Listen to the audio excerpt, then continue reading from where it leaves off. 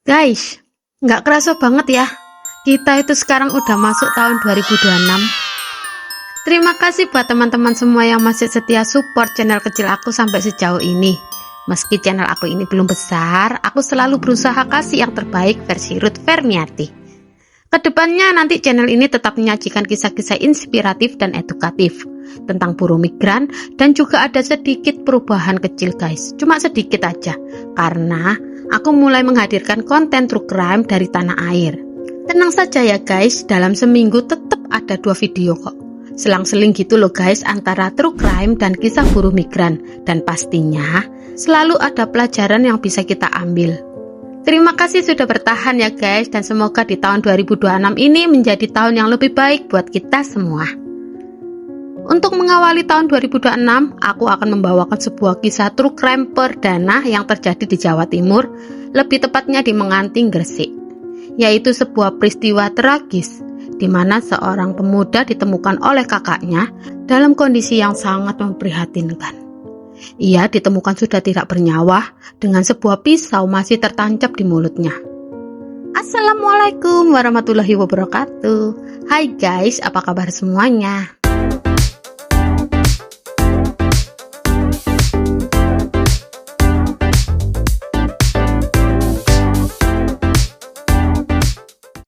Kembali lagi di channel aku, Ruth Fermiati, channel yang akan menyuarakan kisah nyata kehidupan, baik dari dunia buruh migran maupun peristiwa true crime di tanah air. Karena setiap cerita nyata punya luka, punya pelajaran, dan punya suara yang layak untuk didengar. Ya udah deh guys, gak usah berlama-lama lagi intronya, yuk kita gas ke ceritanya. Check it out.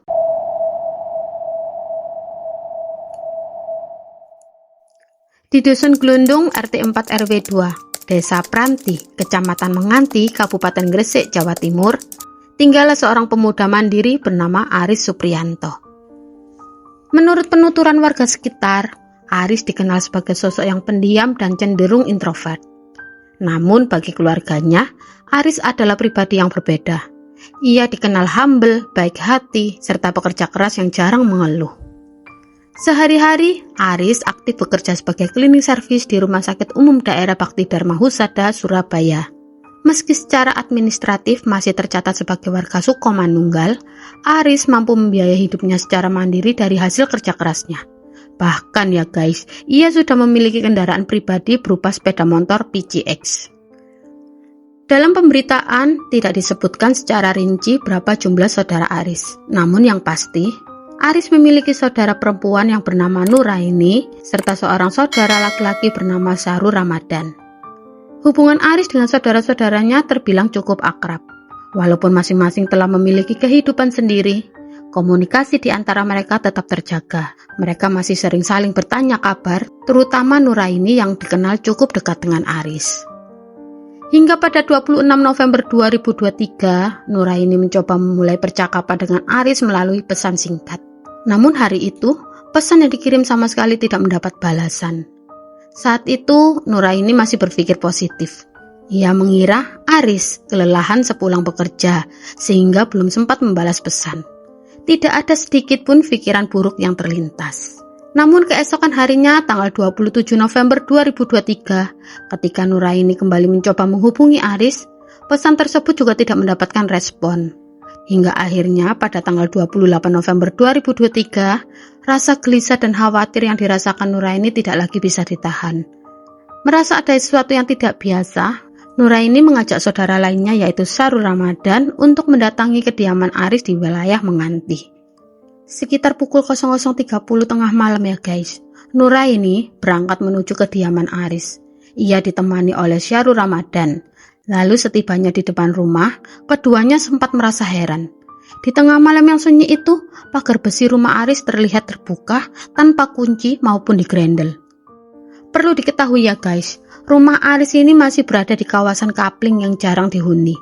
Lingkungan tersebut tergolong baru dengan jarak antar rumah yang cukup berjauhan. Kondisi itu membuat suasana malam terasa semakin sepi dan sunyi. Nuraini kemudian memberanikan diri masuk ke dalam rumah. Namun baru beberapa kaki melangkah, ia langsung terkejut dan syok. Kondisi rumah tampak berantakan dan di beberapa bagian terlihat bercak cairan berwarna merah.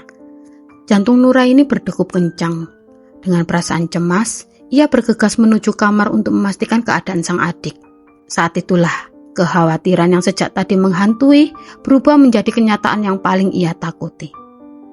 Aris ditemukan telah meninggal dunia dengan kondisi yang sangat memprihatinkan. Di sekitar tubuhnya terdapat sebilah pisau yang masih berada di area mulut korban. Nuraini sontak berteriak histeris. Saru segera berlari keluar rumah disusul Nuraini untuk meminta pertolongan kepada tetangga kanan dan kiri.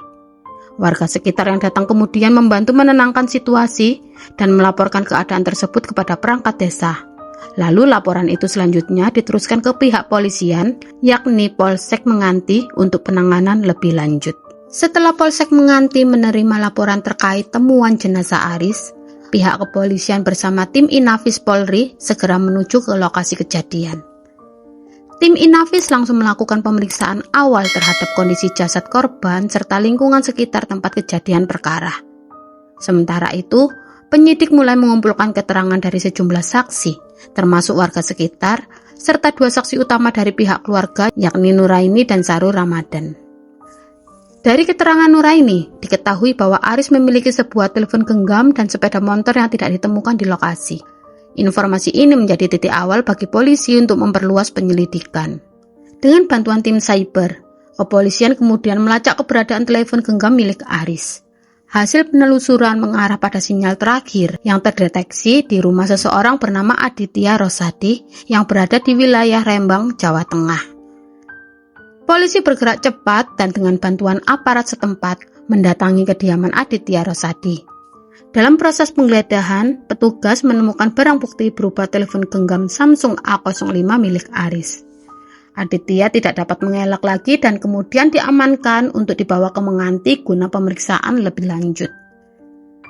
Saat dimintai keterangan, Aditya mengaku memperoleh telepon genggam tersebut dari seseorang bernama Irfan dengan harga sekitar Rp600.000.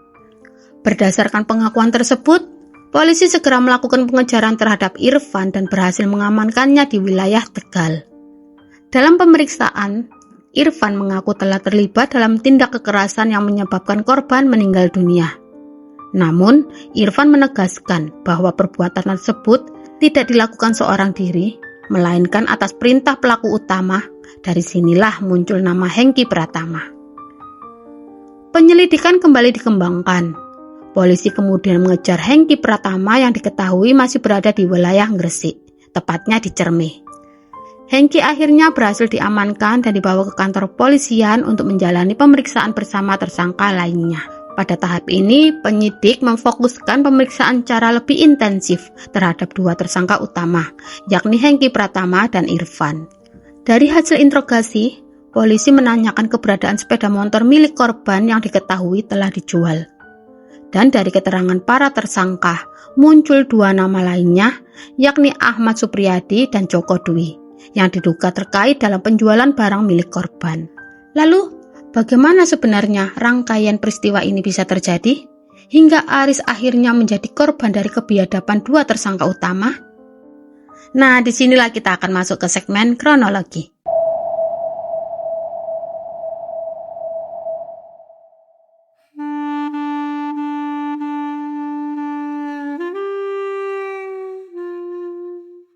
Setelah seluruh tersangka berhasil diamankan dan proses interogasi dinyatakan selesai, penyidik kemudian menggelar rekonstruksi untuk mengetahui secara lebih jelas bagaimana rangkaian peristiwa yang berujung pada hilangnya nyawa Aris. Berdasarkan hasil rekonstruksi tersebut, peristiwa bermula ketika Hengki yang diketahui telah berteman dengan Irfan tiba-tiba menghubungi Irfan dan mengajaknya bertemu dengan alasan adanya sebuah pekerjaan. Namun saat pertemuan itu terjadi, Hengki justru menyampaikan niat untuk melakukan perampokan atau pembegalan terhadap seseorang. Irfan sempat merasa bingung dan mempertanyakan siapa yang akan menjadi target. Menanggapi hal itu, Hengki menyebut bahwa dirinya sudah mengetahui calon target, karena ia baru saja menemukan sebuah tawaran jasa pijat dari seseorang bernama Aris melalui media sosial Facebook. Setelah keduanya sepakat dengan niat jahat tersebut, Hengki kemudian menghubungi akun bernama Aris dan keduanya memulai menentukan waktu untuk bertemu. Pada awalnya, Hengki mengajak Aris untuk langsung bertemu di rumah Aris. Namun saat itu, Aris menolak ajakan tersebut. Alasan penolakan itu tidak dijelaskan secara pasti, bisa jadi karena pertimbangan pribadi atau hal lain. Yang jelas, Aris justru mengusulkan agar pertemuan tersebut dilakukan dahulu di sebuah warung kopi di sekitar wilayah Menganti. Kesepakatan pun terjadi.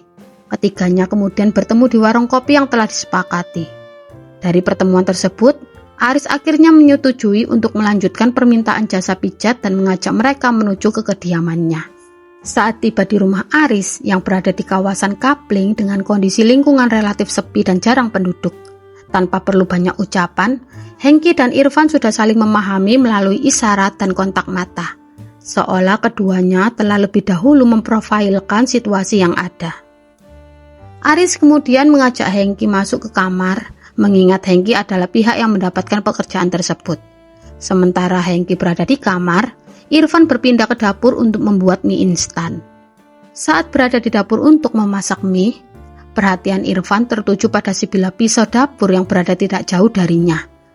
Meski niat awal mereka adalah melakukan perampokan, Irfan mengambil pisau tersebut dan menyimpannya di bagian belakang tubuhnya dengan alasan berjaga-jaga apabila situasi berubah tidak terkendali.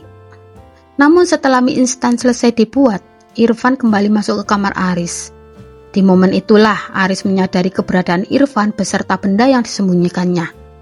Saat itu terjadi situasi tegang guys, hingga Aris berusaha merebut pisau tersebut. Irfan saat itu masih berusaha mempertahankannya dan sempat mengarah ke arah tubuh Aris. Namun pisau tersebut akhirnya terlepas dan terjatuh. Melihat situasi yang semakin tidak terkendali, Hengki berusaha memiting Aris. Namun karena perbedaan postur tubuh, upaya tersebut tidak berhasil. Irfan kemudian keluar dari kamar dan kembali dengan membawa martil dan batu bata dari sekitar rumah, lalu mengarahkannya ke bagian kepala Aris secara berulang. Akibatnya, Aris terjatuh dan tidak lagi mampu memberikan perlawanan.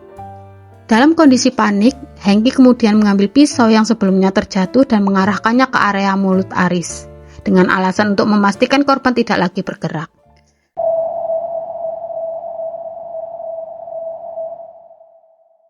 Setelah tubuh Aris selesai dianalisa dan diperiksa oleh tim Inavis, jenazah kemudian dibawa ke Rumah Sakit Umum Daerah Ibnu Sina Gresik untuk menjalani proses otopsi sebagai bagian dari kelengkapan berkas penyelidikan.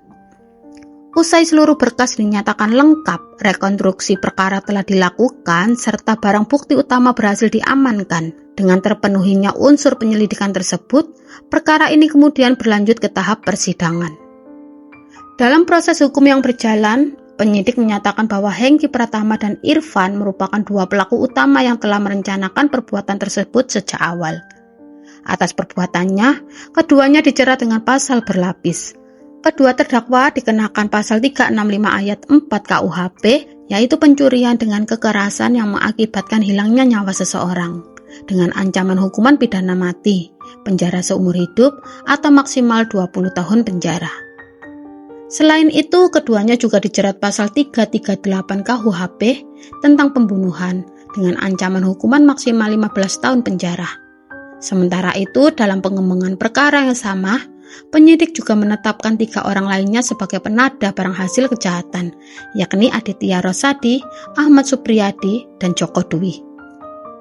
Ketiga tersangka penada tersebut dijerat pasal 480 KUHP tentang penadahan, yang mengatur ancaman pidana penjara paling lama 4 tahun, dengan ketentuan hukuman yang dapat diperberat sesuai peran dan keterlibatan masing-masing tersangka, sebagaimana diatur dalam pasal tersebut. Hingga waktu berlalu dan kasus ini telah berjalan lebih dari 2 tahun yang lalu ya guys, sejak peristiwa terjadi pada November 2023, informasi resmi mengenai putusan akhir pengadilan maupun vonis hakim belum banyak dipublikasikan ke ruang publik. Karena itu, yang dapat dipastikan hingga saat ini adalah pasal-pasal hukum yang dikenakan kepada para terdakwa, sebagaimana disampaikan oleh aparat penegak hukum pada saat penanganan perkara. Jika di antara teman-teman ada yang mengetahui informasi terbaru terkait putusan pengadilan atau vonis akhir dalam kasus ini, silakan tulis di kolom komentar ya. Nah, itulah kisah tragis yang dialami Aris Supriyanto ya guys. Ia hanya berniat memesan jasa pijat, namun tanpa disadari justru bertemu dengan orang-orang yang memiliki niat jahat.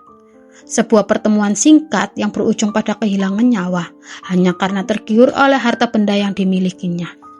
Dari kisah Aris Supriyanto ini kita bisa belajar bahwa kewaspadaan tetap penting, terutama saat berinteraksi dengan orang yang baru dikenal. Niat yang sederhana dan tidak berbahaya pun bisa berubah menjadi situasi yang tidak terduga ketika bertemu dengan orang yang salah. Kisah ini juga mengingatkan kita bahwa keserakahan dapat menghilangkan nilai kemanusiaan.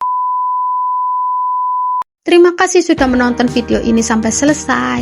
Semoga kisah hari ini bisa jadi bahan renungan buat kita semua. Kalau kamu merasa konten di channel ini punya makna, bantu support dengan like, share, dan subscribe karena kita sedang on the way menuju 1000 subscriber. Support dan dukungan dari kalian sangat berarti banget buat aku. Akhir kata, wassalamualaikum warahmatullahi wabarakatuh. See you di my next video. Bye-bye.